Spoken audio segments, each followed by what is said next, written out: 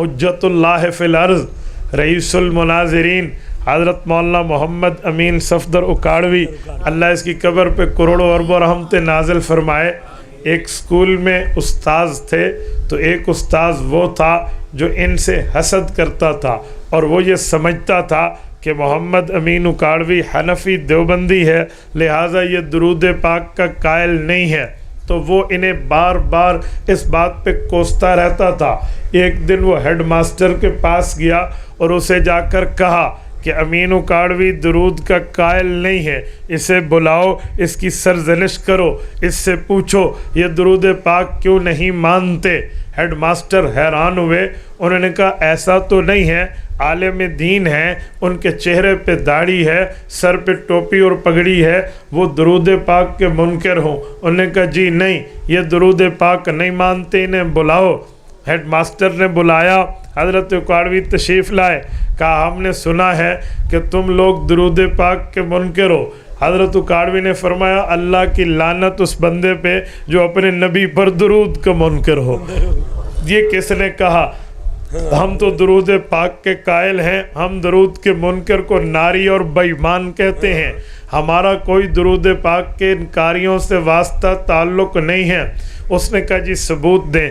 انہوں نے کہا جب ہم التحیات ختم کرتے ہیں نماز میں عبدہ و رسولہ کے بعد اللہم صلی علی کہہ کر درود پاک پڑھتے ہیں، اور درود پاک کے بغیر نماز کو نامکمل سمجھتے ہیں۔ تو حضرت اکاڑوی کی بات سن کر پرنسپل وہ ہیڈ ماسٹر مطمئن ہوا، انہوں نے اس استاذ کو بلایا جس نے شکایت لگائی تھی، وہ بھی آ گئے، اس سے کہا کہ میں نے ان سے پوچھا، انہوں نے کہا میں درود پاک کا قائل ہوں، میں نے دلیل پوچھی، انہوں نے دلیل بتائی کہ ہم نماز میں عبدہ و رسولہ کے بعد اللہم صلی علی بھی پڑھتے ہیں، اللہم بارک بھی پڑھتے ہیں، اور درود پاک کے بغیر ہم تو نماز کو نامکمل سمجھتے ہیں۔ اب تو نے الزام لگایا، اب بتا تیری تسلی ہو گئی؟ اس نے کہا حضرت نہیں، یہ بیٹھ کے پڑھتے ہیں، کھڑے ہو کے نہیں پڑھتے۔ نہیں سمجھے؟ انہوں نے کہا جی بیٹھ کے پڑھتے ہیں، کھڑے ہو کے نہیں پڑھتے۔ آگے بھی حضرت اکاڑوی رحمہ اللہ تھے، اللہ اس کی قبر پہ کروڑوں اربوں رحمتیں نازل فرمائے۔ خدا کی قسم رب نے انہیں سمجھانے کا وہ طرز دیا تھا، ہم نے حضرت نانوتوی کو نہیں دیکھا، حضرت اکاڑوی کو جس نے دیکھا ہے وہ یہ سمجھتے ہیں کہ اس میں حضرت نانوتوی کی روح بولتی تھی۔ اللہ کی قسم مشکل سے مشکل مسئلے کو آسان سے آسان تر سے آسان ترین بنانے کا ملکہ ان کو حاصل تھا، یہ اس ملکے پہ قادر تھے۔ دوسرے کو فائدہ دینے کے انداز کی گفتگو رب نے انہیں ودیعت فرمائی تھی۔ انہوں نے اس استاذ کو دیکھ کر پرنسپل کو کہا حضرت اس کا الزام غلط ہے، ہم بیٹھ کے درود بھی پڑھتے ہیں، ہم علماء حق کھڑے ہو کر درود بھی پڑھتے ہیں، جب ہم نماز پڑھتے ہیں تو بیٹھ کے درود پڑھتے ہیں، جب جنازہ پڑھنے لگتے ہیں دوسری تکبیر میں کھڑے ہو کر پڑھتے ہیں۔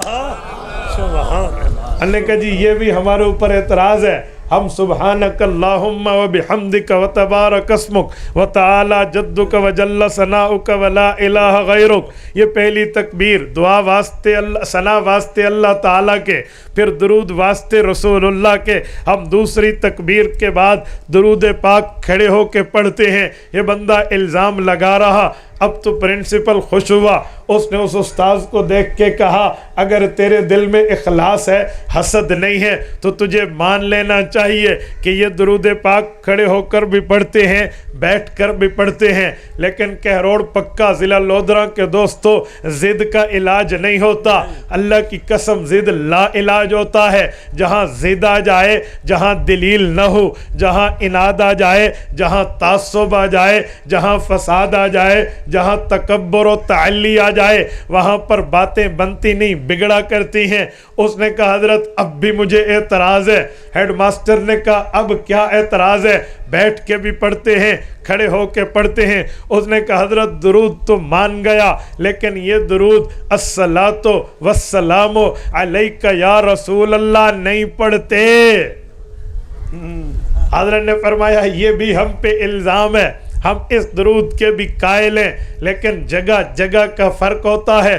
صبح نماز میں صبح کی نماز ہوتی ہے، ظہر میں ظہر ہوتی ہے، عصر میں عصر ہوتی ہے، مغرب میں مغرب ہوتی ہے، عشاء میں عشاء ہوتی ہے۔ کل کو یہ نہ کہہ دے اس نماز میں اس نماز کو پڑھ لو، بابا اذان میں الصلاۃ خیر من النوم صرف صبح میں کیوں کہتے ہو؟ ہر اذان میں کہہ دو۔ ہو سکتا ہے دوپہر میں گرمیوں کے اندر کوئی کیلولے کے بعد سویا ہوا ہو، اسے بھی کہہ دو الصلاۃ خیر من النوم، اور تیرے کیلولے کی نیند سے ظہر کی نماز بہتر ہے۔ اگر کوئی کہے گا ہم کہیں گے غلط کہہ رہا ہے، میرے پاک پیغمبر نے یہ لفظ سکھائے ہیں، بتائے ہیں، سنائے ہیں، اذان میں ایڈ کروائے ہیں۔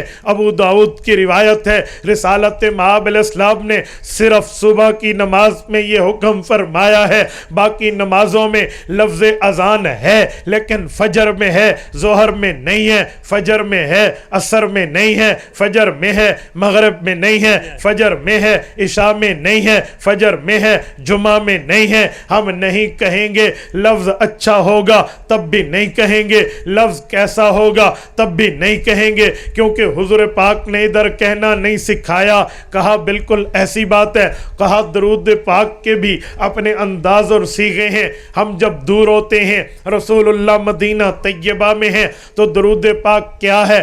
درود پاک تحفہ ہے۔ تحفے کا اصول یہ ہے جب بندہ دور ہو تحفہ دور سے بھیجا جاتا ہے، جب بندہ قریب ہو قریب سے تحفہ پیش کیا جاتا ہے۔ مثلا یہ پینے کے گلاس یہ کانچ اور شیشے سے بنا ہے، حضرت مولانا کو ایک شاگرد نے بھیجا کراچی سے، تو کراچی سے دے گا نہیں، کراچی سے بھیجے گا، لیکن جب ادھر آئے گا اپنے ہاتھوں سے پیش کرے گا۔ تحفے کا انداز یہ ہے، تحفے کا اطوار یہ ہے، تحفے کا طرز یہ ہے، تحفے کا اصول یہ ہے، تحفے کے معاملات یہ ہیں۔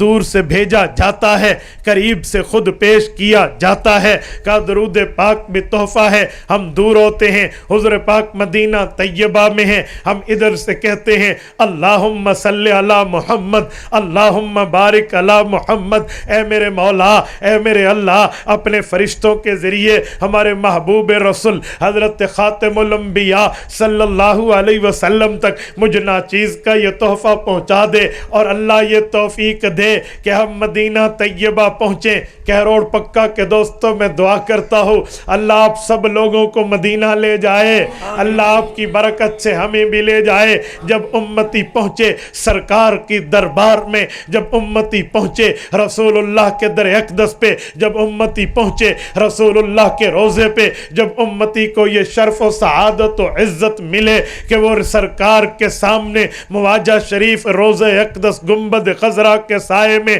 مسجد نبوی میں پہنچے، پھر وہ تحفہ پیش کرے گا، تحفہ بھیجے گا نہیں، کیونکہ سرکار سامنے ہے۔ پھر کہے گا الصلاۃ والسلام علیک یا رسول اللہ، پھر حضور پاک کو کہے گا السلام علیک ایھا النبی، پھر حضور پاک علیہ السلام کو درود پیش کرے گا۔ دور سے بھیجا جاتا ہے، قریب میں پیش کیا جاتا ہے۔ حضرت اکاڑوی نے فرمایا ہم علماء حق الحمدللہ عقل مند ہیں۔ علماء دیوبند کو اللہ نے سمجھنے کے لیے، سمجھانے کے لیے درسگاہ دی ہے، اور مسئلے کو دل میں بٹھانے کے لیے خانقاہ دی ہے۔ ہم درسگاہ کے بھی قائل ہیں، ہم خانقاہ کے بھی قائل ہیں، کیونکہ درسگاہ میں پڑھا جاتا ہے، خانقاہ میں اللہ اللہ کر کے، اللہ اللہ کی ضربیں لگا کے مسئلہ سمجھایا جاتا ہے، افلاک سے کھینچی جاتی ہے، سینوں میں اتاری جاتی ہے، توحید کی میں ساغر سے نہیں نظروں سے پلائی جاتی ہے۔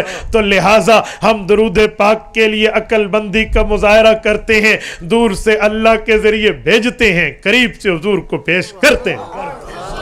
سبحان سبحان تکبیر، دار ختم نبوت، اللہ کے اہل سنت والجماعت۔ یہ بات اسی لیے کی ہے کہ ہم درود پاک کے قائل ہیں، ہم ادھر سے فرشتوں کے ذریعے بھجواتے ہیں، ہم ادھر رسول اللہ کو خود پیش کرتے ہیں۔ تو ہم درود پاک کے قائل ہیں۔ مسئلہ یہ ہے کہ الصلاۃ خیر من النوم صبح میں ہے، ظہر میں نہیں ہے، پیش روزے پہ ہوتا ہے، بھیجا ادھر سے جاتا ہے، بس یہ طے ہے۔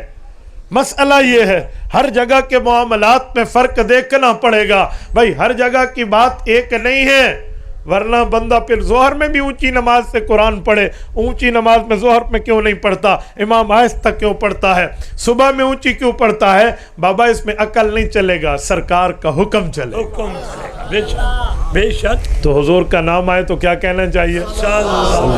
یہ میں نے اسی پر آپ کو واقعی اس لیے عرض کیا ہے کہ پتہ نہیں آپ بھی درود پاک کے بارے میں ہمارے اوپر کوئی سوالات رکھیں، کوئی اشکالات رکھیں کہ بھئی یہ درود کے قائل ہیں یا قائل نہیں ہیں۔ مسئلہ لڑائی کا نہیں ہے، اعتراض کا نہیں ہے، فساد کا نہیں ہے، پھڈے کا نہیں ہے، ایک دوسرے کو گالم گلوچ کا نہیں ہے، مسئلہ ایک ہے۔ اگر ہمارا مسئلہ ہمارا مخالف سمجھ جاتا وہ کبھی اعتراض نہ کرتا، اور ہمارا اپنا سمجھ جاتا یہ اس اعتراض کا جواب دے دیتا۔ مسئلہ یہ ہے مخالف نے سمجھا نہیں ہے، اعتراض کر دیا، اپنے نے سمجھا نہیں ہے، جواب نہیں دے سکا۔